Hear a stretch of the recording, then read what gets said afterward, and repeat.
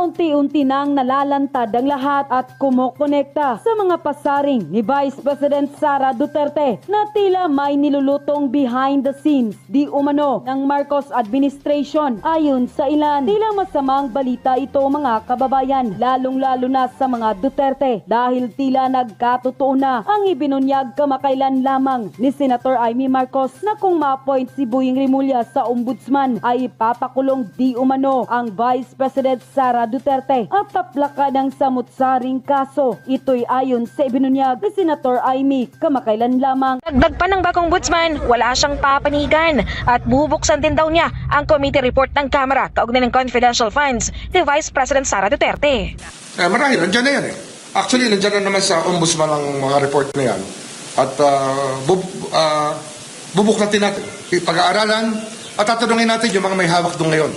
Mga may hawak at yung may tungkulin na hawakan ng mga kasong yon. Marami na pong mga kritiko, pinagsasalita. Senator Amy Marcos is saying na pag kayo raw po ay naupo, asahan na raw po ang mga kaso laban daw po sa mga Duterte at sa mga alyado ninyo. Alam nyo, nung naging DOJ Secretary ako, ang unang-una kong tinanggal, weaponization ng batas. And it will not be weaponized. Sisiguraduhin ko sa lahat yan. Wala itong sisinuhin. Bago tayo mag-umpisa, baka pwede nyong i-like ang video na to. Malaking bagay ang like sa aming mga content creators. Maraming salamat po.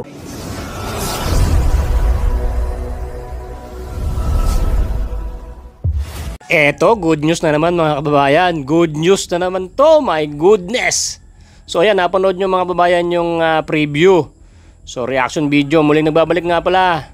Boy Sarsa, Boy Sardinas, eto meron akong kukwento na good news sa inyo mga kumare, mga kumpare ko, mga subscribers ko sa aking YouTube channel. Nako, good news, eto na. Nakalike ka na ba kumare? O eto, tuloy mo tong video hanggang sa dulo. Kasi sabay-sabay tayo manonood mamaya kay Attorney James. O wait lang, okay. Ano ba ang good news boy? Sabihin mo na kagad, ang daldal mo eh. Eto ang good news. Nagtagumpay si Bongbong Marcos na si Boying Rimulya ang naging ombudsman, kaya si BP Sara mga kababayan ay delikado na. My goodness, itong sinasabi kong good news. Good news sa kabila, hindi sa atin. No? Siyempre, good news sa kanila dahil nga na-appoint na ombudsman si Boying Rimulya na ang mission nito mga kababayan ay pabagsakin, no? Ipakulong si BP Sara. So congratulations Boying Rimulya and Bongbong at saka kay Tambaloslos at kay Saldico at sa mga demonyong kawatan na magnanakaw ng kaban ng bayan. Congratulations sa inyo. Ang lupit nyo.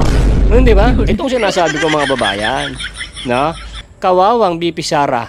Talagang pinagkakaisahan ng mga demonyong kawatan. No? Napakalaking tinik kasi mga babayan pag itong Duterte nakabalik sa Pilipinas ng pinakamataas na posisyon, yung presidente. Kasi amoy na amoy naman po talaga mga babayan. Ilalampaso po sila sa 2028 no ni BP Sara. My goodness. Hindi ba? Kaya napakalaking po sa kanila, napakalaking tinik na pag ito ay hindi nila na ipakulong itong si BP Sara ay lahat sila ay malilintikan. Lahat sila maghihimas rehas. Kita nyo naman no? Itong si Boying Rimulya halip na unahin ang mga demonyong kawatan na mga umubos ng kaban ng bayan sa flood control scam, no? Pati yung farm to market road, yung isang vlog natin na scam na naman ng Pilipinas ang 10 billion. My goodness, yung farm to market road naging farm to pocket road. Yan yung di ba? Dapat yan inuuna, pero mo uunahin pa rin si BP Sara ng 125 milyones. Ang lupit, no? Congratulations, Boying Rimulya. Uunahin pa rin. Kaya delikado yung ating BP mga babayan. Huwag na tayo magtaka pag si BP Sara napakulong talaga nila. Kasi talagang tatrabahuhin yan eh. Tayo mamaya, panoorin nyo sa dulo mga babayan. Itong sinabi ni Attorney James ay si Boying Rimulya, ombudsman, na para bumanat kay BP Sara, pabagsakin si Duterte. Yun ang pinaka-mission talaga ng ni Boying Rimulya. May sinasabi siya na si Amy Marcos, nasabi ba naman niya, pagka itong si Boying Rimulya ay naging ombudsman, delikado na si BP Sara. Doon tinanong siya ng reporter about doon sa tanong na yon Yung sinabi ni Amy Marcos, ang sabi niya ay wala daw sisinuhin. Pero ang haltang-haltan naman talaga sa kanyang mission, mga babayan, ay unahin ng si VP Sara. So, yan ang mission talaga niya. So, yan ang pinaka-good news. Congratulations, mga kawatan. My God. So, mga babayan, pang-ilan na ba tayong pinaka-most corrupt sa buong mundo? Ito, papasukin ko muna ang aking tropa na si tropang DDS, si Ben Barubal. Humanda kayo mga tanso kayo. Ang lupit ng video na to, mga babayan. Isang patama sa mga sa mga tanso vlogger, sa mga kawatan. Ito si kay BBM at kay Tamba, no, kaharap niya na yung may sala or yung nagnakaw ng kaban ng bayan, hindi niya maipakulong, di ba? Puro BP pa rin.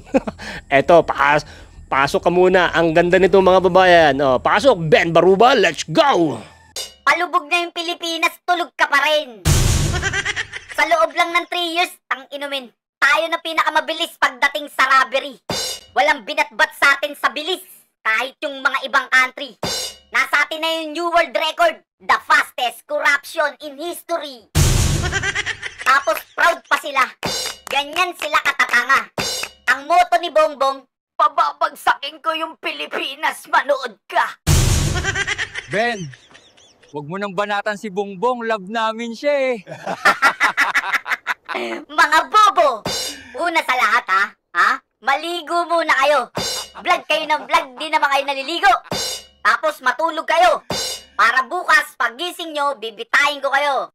Magbabawas tayo ng tanga sa mundo. Isipin nyo, isang malaking bus yung Pilipinas na umaandar sa kalye. Bago si Bongbong tanga yung driver ng bus, tapos nabangga niya yung poste. Sino sisisihin nyo? Si Bongbong tanga na nagdadrive ng bus o yung poste? Siyempre yung poste! Mga bobo, mga kamote! Ganyan sila katanga, ganyan sila kapraning.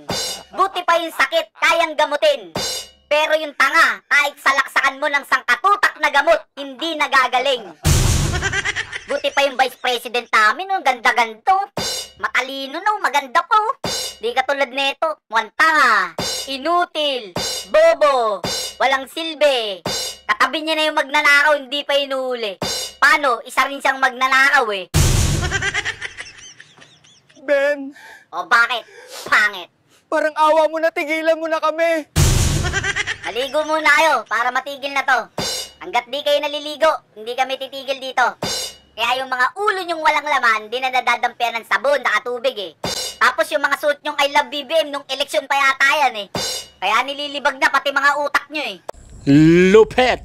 Di ba? Ang lupet. Subscribe nyo po yan si Ben Barubal. Ang lupit gumawa ng freestyle na kanta. Talagang patama, sagad hanggang buto. No, pati sa mga bangag na mga tanso vlogger, yung mga tanga daw, wala nang gamot sa inyo kasi mga tanga kayo, mga bobo kayo, wala nang gamot sa inyo. Buti daw yung may sakit ay meron pang gamot. Pero yung mga katulad yung mga tanga na alam nyo naman na talagang may kasalanan si Marcos Jr. about sa flood control scam, ay nagpipikit-pikitan pa rin kayo mga tanga kayo, mga hindot kayo, talagang mga tanga kayo, sapol kayo kay Ben Barubal. Ang lupet, no? Ang daming bangag. So okay, maraming salamat sa Ben Barubal.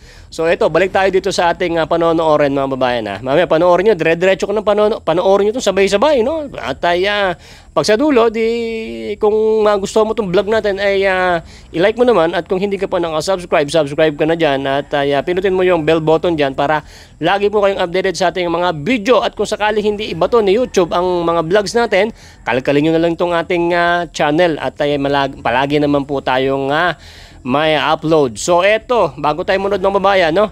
Dito sa video na to, kung sakaling hindi mo tatapusin, kukwento ko sa iyo laman ng video na ang video na to, yun nga po, ay si Ombudsman, ay Boyeng Remulla, ang mission na to ay ipakulong, no? Ipahimas ng rehas, maghimas ng rehas si VP Sara.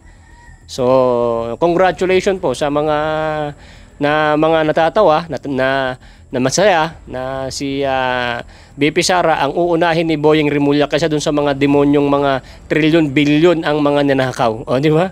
Ang galing talaga ng negrong to, no? Nakakalungkot. Ay, nako, mag-ingat ka na lang, VP Sara.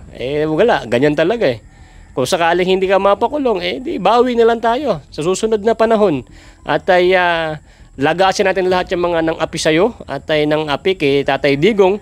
At ito mga babayan, yung si ano daw sa UK, yung parang presidente yata nila yan, nagsalita diyan, no? Ang sabi, hindi ang ICC ang humuli kay Tatay Digong. Mismong ang Pilipinas, tao ng Pilipinas ang nagkidnap para dalin doon sa dahig. Ano na yan, sa UK na yan. Ewan ko, napapanood niyo ba yan? O nakita niyo po yan sa news, sa mga Facebook. At yun nga, na pati yung ibang bansa about yung bansang UK nagsalita sa nangyayari sa Pilipinas, yung katulad kay Tatay Digong ay talagang kinidnap talaga siya. O di ba? Kaso itong mga demonyong kawatan ginagawa tayong tanga, no? Ang sa totoo lang mababayan, wala namang pulis, ang ICC, walang sundalo, walang enforcers na para kunin ng isang may warrant of arrest na tao sa ibang bansa kung saan man yan may reklamo. Wala silang pakialam doon, wala silang karapatan. Yung mismong bansa ang magdadala kung sino man yung may warrant na yon. Ay yung bansa na yon, tulad ni Tatay Digong, di ba? Dinala siya doon, kinidnap, puwersahan. Tingnan mo ngayon si Diwata, di ba? Si Torre, nawala lang bigla. Di ba? Someday sana magsalita tong Torre na to, pero ito hindi mapapatawad to talaga to ng Duterte. Mapapakulong talaga to. Ginamit siya ng Pangulo para talagang maidala doon. At yung mga demonyong kawatan na mga hindi yung mga demonyong kawatan, yung mga drug addictos, binitigtos na sabi ay si Tatay Digong daw ay ang may sala sa mga pagkagurgur ng kanilang mga kamag-anak ng mga addictos, no? At ay yun, tuwan-tuwa at ay napakulong nga si Tatay Digong doon. Kamusta naman yung mga pinerwisyo at ay napaslang din ng mga addictos, binidigtos na mga ito? 'Di ba? Wala napanagot, 'di ba? Wala ding issue na pinapakita. Samantalang yung mga nagurgur na mga drug addictos, binidiktos ay talagang mabigyan talaga ng hustisya. Yun na nga yung kay Tatay Digong. Ang lupit talaga ng Pilipinas, no? Saka dati mga babayan, 'di ba? Yung mga normal lang na mga krimen, nung panahon Tatay Digong ay counted na rin daw sa ICC. Grabe, no? Nakakatawa talaga ang pinagagawa nila sa Duterte. So congratulations pa rin sa inyo, sa inyo mga tanso, congratulations sa inyo kasi patuloy pa rin kayong tatagumpay sa larangan ng kagaguhan nyo. Di ba? So ganito mga babayan, panoorin mo hanggang dulo. Makinig tayo dito kaya Attorney James. At ay siya magpapaliwanag about sa pagkaupo at pagkakuha ng pagiging ombudsman kay Boyeng Rimulya.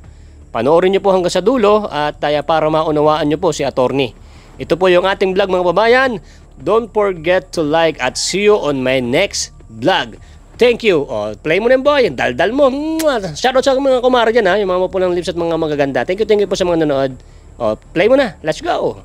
Dagdag pa ng bagong ombudsman, wala siyang papanigan at bubuksan din daw niya ang committee report ng Kamara kaugnay ng confidential funds ni Vice President Sara Duterte. Marahil, nandiyan na yan Actually, nandiyan na naman sa ombudsman ang mga report na yan. At bubuklatin natin, pag-aaralan at tatanungin natin yung mga may hawak doon ngayon.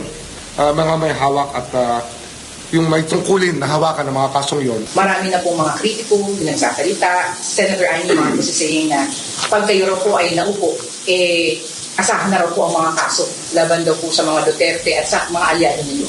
Alam nyo, nung naging DOJ Secretary ako, ang unang-una kong tinanggal, weaponization ng batas. And it will not be weaponized. Sisiguraduhin ko sa lahat yan. Wala itong sisinuhin. Dapat rin anya na maisa publiko ang salin ng mga opisyal ng gobyerno pero kailangan ng safeguard o guidelines para hindi malabag ang data privacy law. Talagang wala yan.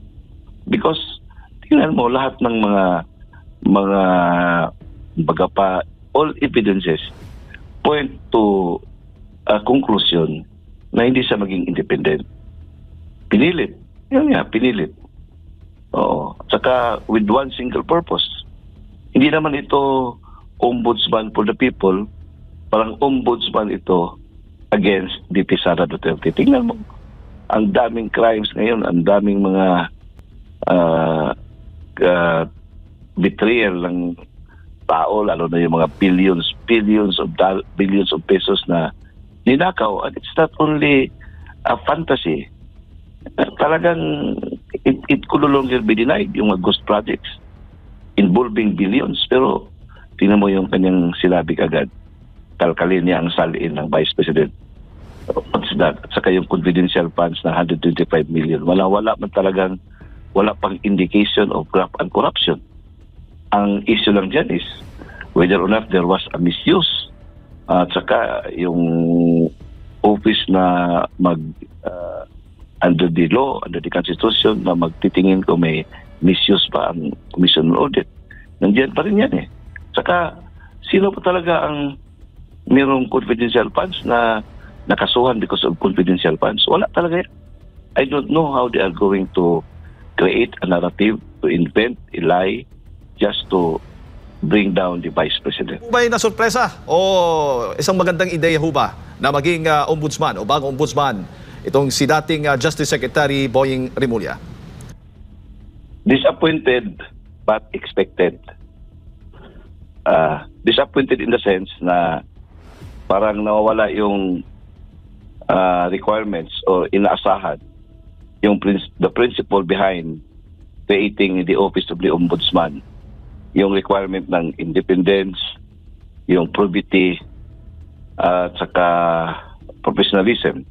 Ang nangyari ngayon, talagang ipinilit lahat ng mga pag-shortcut. They have violated all the rules sa ombudsman itself. Diba? We know yung mga cases sa ombudsman, it will take some time to be resolved. Kahit na yung mga simpleng cases. How much more for mga high crimes. Saka ang dami namang respondents diyan. Conspiracy yon, yung kaso na file ni Senator Jaime Marcos at saka subsequently si Mayor Asti Duterte. So, hindi yun basta-basta na ma-resolve kaagad. Assuming na-resolve yun, pero kailangan pa ng motion for reconsideration kasi normal man talaga yan before it becomes final. Ngayon, klaro ang motibo para lamang ma-cleared at saka may sama doon sa shortlist ng Judicial and Bar Council. That in itself, parang origin na yan, yung parang meron ng congenital error at saka paglapastangan ng ating prinsipyo, the spirit behind the creation of the Office of the Ombudsman. Opo. Gaano ho ba kapangyarihan o makapangyarihan ito pong ombudsman attorney? Actually, itong ombudsman na principle kinupya natin yan sa Scandinavian countries na parang the ultimate, yan ang pinaka-last na guardian natin kung may mga abuses ng ating mga high officials of the government. Before, yung wala pang ombudsman, maghintay lang tayo ng eleksyon, saka maghintay tayo sa normal na process sa korte natin.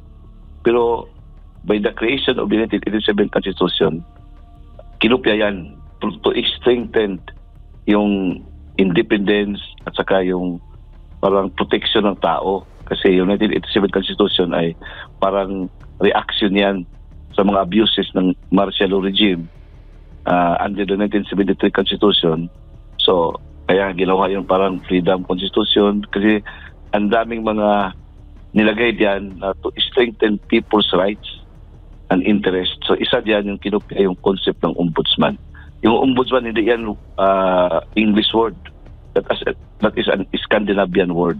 So, powerful talaga yan because it can investigate anything involving actions of public officials, even private persons in conspiracy with public officials.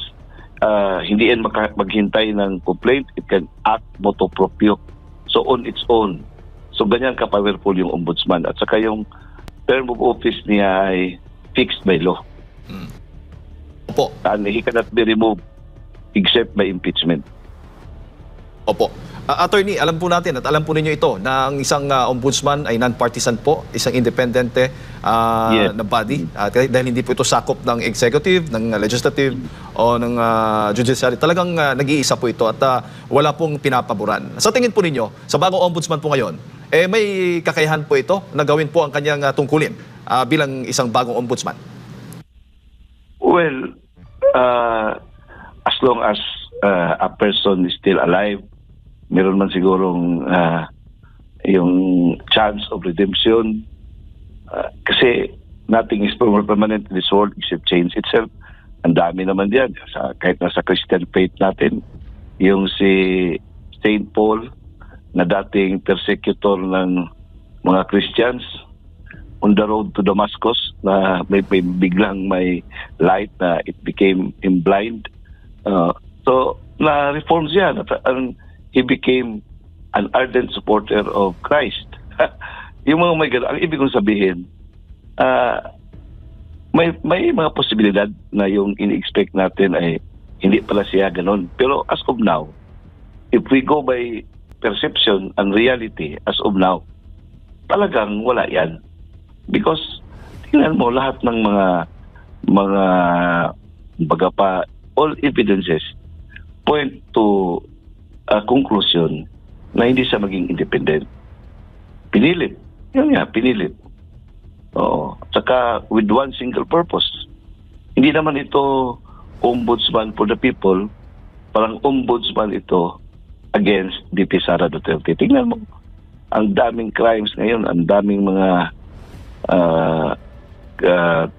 betrayal ng tao, lalo na yung mga billions of pesos na ninakaw. And it's not only a fantasy. Talagang it could no longer be denied yung ghost projects involving billions. Pero tingnan mo yung kanyang sinabi kagad. Kalkalin niya ang salin ng Vice President. What's that? At saka yung confidential funds na 125 million. Wala man talagang, wala pang indication of graft and corruption. Ang issue lang dyan is whether or not there was a misuse. At saka yung office na under the law, under the Constitution, na magtitingin ko may misuse pa ang Commission on Audit. Nandiyan pa rin yan eh. Saka, sino pa talaga ang mayroong confidential funds na nakasuhan because of confidential funds? Wala talaga yan. I don't know how they are going to create a narrative, to invent a lie, just to bring down the Vice President. Kung ganun po ang mangyayari, ay magiging selective po at masama po yata magiging imahe po noon, attorney, para sa isang bagong ombudsman kung tututukan o kung yan ba yung kanyang priority si VP Sara Duterte. Yun nga, parang we need to weaponize the office supposed to be for the people. We need, parang, we weaponize ito for political purposes. That is not good for our country. So, yun lang. Tao naman talaga ang mag-decide. If the people will just accept it as it is, then wala tayong magawa. Opo. Pero alin po ang mas mabigat na dapat tutukan o prioridad ng bagong ombudsman? Ito pong issue ng manumalyang flood control projects, yung mga opisyal ng gobyerno? Dapat lang. Hindi naman siguro yan parang itanong, kailangan pa mag-itanong yan. Ganun ba?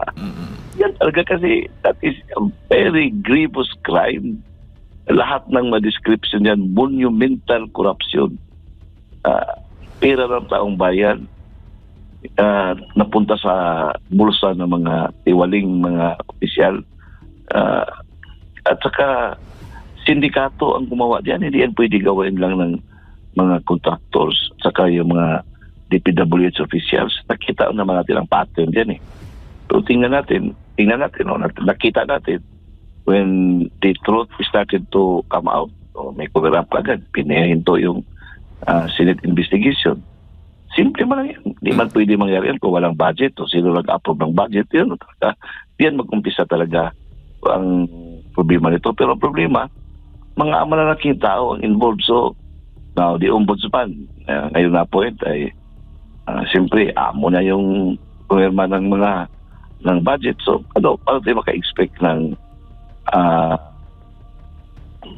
totoo, sincero na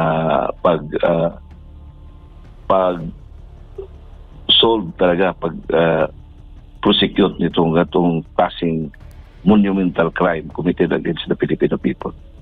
Po, naitanong ko rin yun, attorney, dahil yung susunod na tanong, may kaugnayan po niyan, papaano, may tapang ho ba isang bagong ombudsman, kung sakali man, na yung mga dawit po dito ay mga kaalyado po niya. Ay alam naman po natin na si dating Justice Secretary Boying Rimulya ay kilala po na mula sa executive at kaalyado po ng mga Marcos din.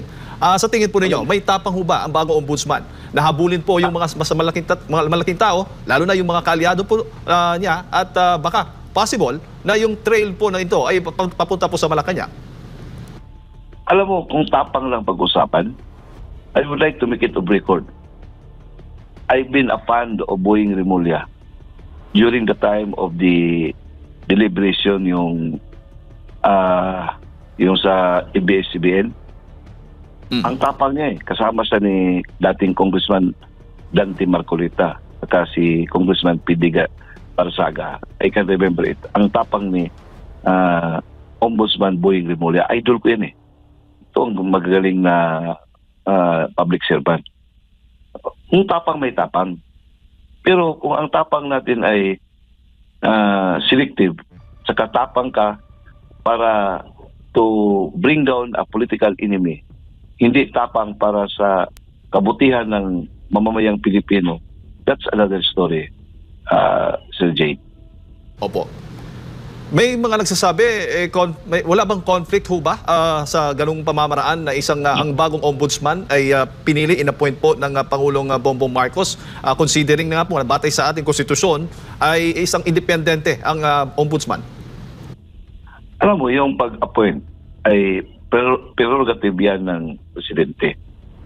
The only mechanism diyan yung checks and balances. Merong body na mag-limit sa ganung kapangyarihan.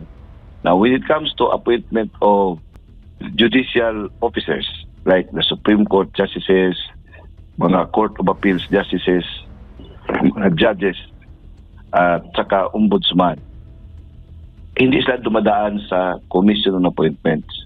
Dadaan sila sa Judicial and Bar Council. Isang innovation din yan na created by the Constitution na parang check ng presidential power to appoint this type of officials.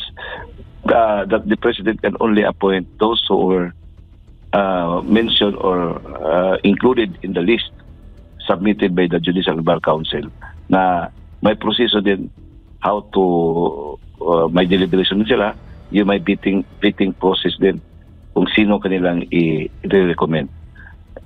Ideally, maganda yan kasi kung dadaan sila sa Commission on Appointments just like in the 1935 Constitution, maging politicized yung kanilang appointment dahil siyempre they will kowtow or they will accommodate the demands of the political actors. Ngayon, para to insulate these types of officials from political pressure, kaya nga kinikreate itong Judicial and Bar Council. Pero sa nangyayari ngayon, very discouraging kasi sa Judicial and Bar Council, may regular members diyan at saka merong appointed by the President. Yung regular, for a fixed term yan, ang regular members diyan ay mga political officials except the Chief Justice who acts as the chairperson, ex-officio chairperson. Ang chairman diyan, ang Chief Justice, Vice Chair, Department of Justice, at saka representative ng Congress, meaning House at saka Senate. Now, sa House ngayon, si Luistro, sa Senate, si Pangilinan. Pagkatapos diyan, may mga regular appointments. Now, itong mga regular appointments coming from the academe, private sector, meron din retired justice of the Supreme Court, at saka mayroong representative from the IBP. Now, the concept is very nice, but, magbotohan sila. Siyempre, kung mayroong ipopost ang presidente, marami ng boto ang makuha yung kanyang manok dahil may DOJ secretary. In that case, si Ombudsman Boying Rimulya ay parang did not participate. Nakita ko yung result ng shortlist. Pero yung sina Luis Cruz na Pangilinan, nakasama ng majority ngayon, you would expect na they will really follow kung ano yung gusto ng presidente. At saka ito mga appointed by the president. So, parang politicized pa rin. Kaya nga, yung mga judges na mag-appoint, instead na ma-insulate ito sa political pressure, alam na kung saan sa lalapit. So, may politika pa rin. So, ngayon, ang ombudsman, nakita natin, politicized talaga. Saka, parang ito naman ang nakita natin na unintended consequences sa supposed to be an ideal body that would make the ombudsman as an independent office. Ito nangyari ngayon is parang slap ito at saka parang argument ito na hindi pala nag-work itong concept na Judicial and Bar Council kasi pwede palang mamanipulate. Ito ang parang observation ngayon. Po, meron ding mga obserbasyon na possible ho ba na makikinabang o hindi makikinabang ang Pangulong Bongbong Marcos Jr. Once na siya po ay matapos po ang kanyang termino? Nangyari yan kay dating President Gloria Macapagal Arroyo. So, she was so very unpopular at the time when he was about to exit. So, madami siyang kaso na hinaharap, yung mga NBN GTE scandal, yung mga sweepstakes, yung mga fertilizer scam. So what she did, she appointed the then Ombudsman Mercedes Gutierrez. So the perception doon ay parang protection. So natapos yung termino ni GMA, pumalit yun si Pinoy. Ang nangyari, merong impeachment na move doon sa House. So, siyempre, si Pinoy naman ang presidente noon, so nag-iiba ang hangin sa politika. So, dating mga kalyado ni President GMA, lumipat na. So, ngayon, ang ginawa ni Gutierrez, instead of fighting it out with the impeachment, she quietly resigned. That's why Pinoy was able to appoint another ombudsman. Sa lumang silid, mag-isa kang tahimik. Walang kamera, palakpak ay wala na. Ngunit sa bawat pader ng bayang iniwan mo, may pangalan mong di na mabubura.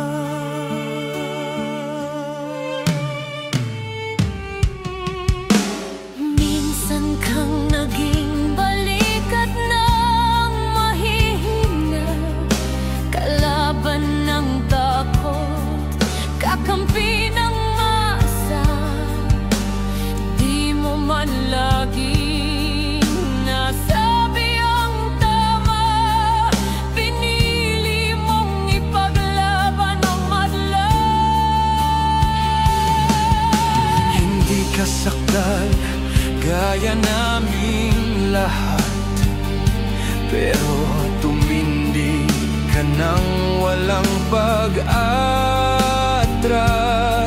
At ngayong pagod ka na, tatay, kami naman ang sasalo ng bawat bigat.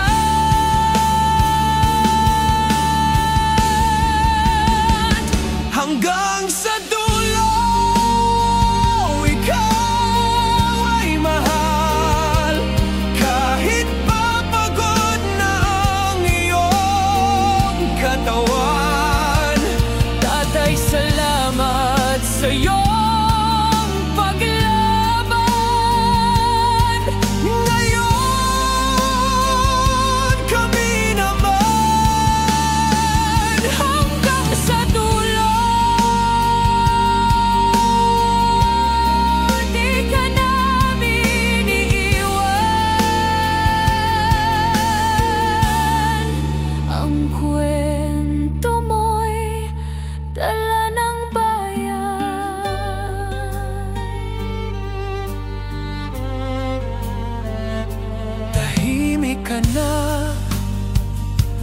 Sa mga batikos, wala nang tugon. wala nang galit. Pero sa mata ng mga maralita, naroon pa rin ang tapat mong alaala. Marami mang di nakaintindi, marami pa rin ang di nakakalimot. At ngayong wala ka ng kapangyarihan, tatay, ang magtatanggol sa'yo ay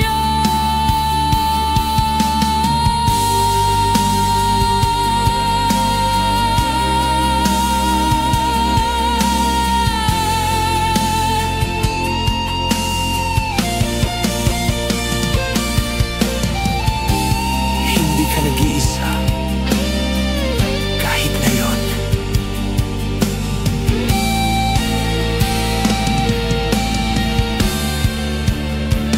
Hanggang sa dulo, tangan ka pa rin sa puso ng batang minsan mong pinakain. Hanggang sa dulo, di ka nag-iisa. Ang dasal ng bayan ay sa'yo pa rin. Katay kami naman ang lalaban sa ngalan mo, sa alaala mo. Hanggang sa dulo, dalangin ka ng puso ng masa.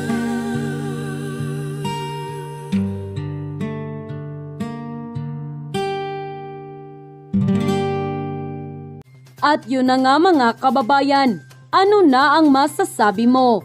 Kung mayroon kayong hinaing at komento patungkol sa balitang ito, please comment down below.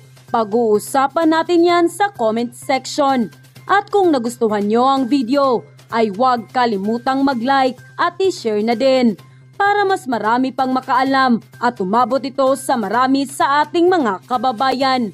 Maraming salamat po. Mabuti pa ang sardinas, may label.